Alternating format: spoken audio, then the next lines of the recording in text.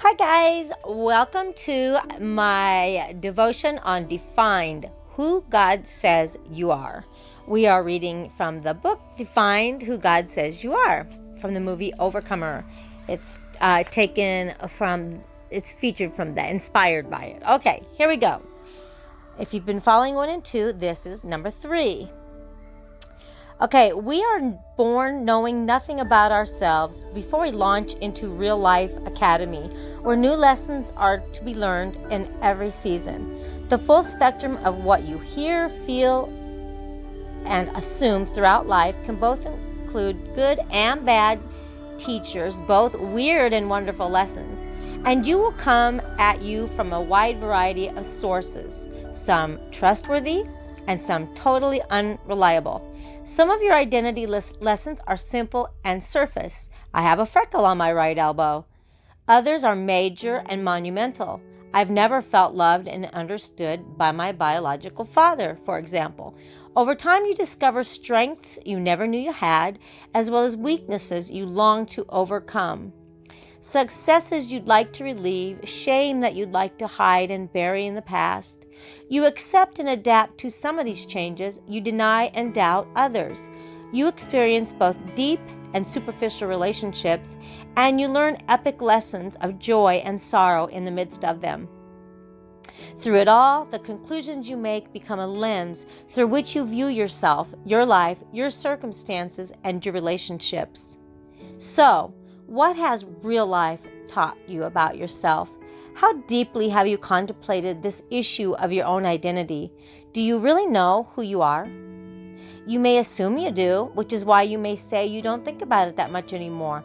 But the truth is, your identity is actually a deep, underlying part of your thinking all of the time, every day. Beneath your daily words and ambitions, behind your regular thoughts and emotions, is a pool of hidden beliefs that your own identity and worth that either clarifies or confuses the choices you make in life. It affects almost every area, including how you think and feel at any given time, the way you approach daily opportunities and react to problems, and how you tend to view God and your present circumstances. Considering the following illustration inspired by true stories. Sean is a sharp, intelligent employee, excellent at solving problems. He loves to share his faith, and he keeps a great attitude. That is, unless he fails or someone criticizes him.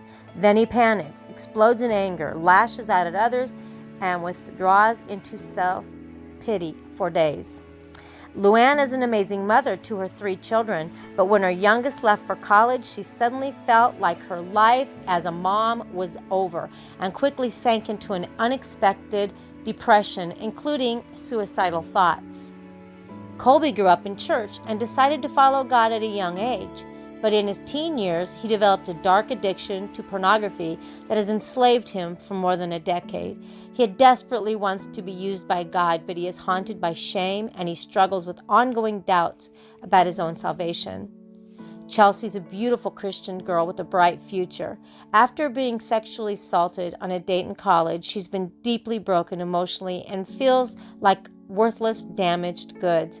Carrying loads of misplaced shame, Chelsea began to drink and medicate her pain and has battled alcoholism for years. Jerome retired after 20 years as a beloved pastor in his community and gladly passed the baton to a young buck fresh out of seminary. Less than a year later, however, he's frustrated with his empty calendar and has a hard time not being angry at how well the congregation has moved on without him. He fumes with jealousy over the new pastor's success and has grown bitter toward God for taking his church away from him. If you were to sit down for a meal with each of these people and listen to their heartfelt stories, you might assume that Sean just has anger issues. Luann's problem is her empty nest. Colby needs an internet filter. Chelsea needs to control her liquor. And Jerome is merely a grumpy old retiree. But the truth is, in each case, their external behavior is actually flowing out of eternal issues deeply rooted in their hearts.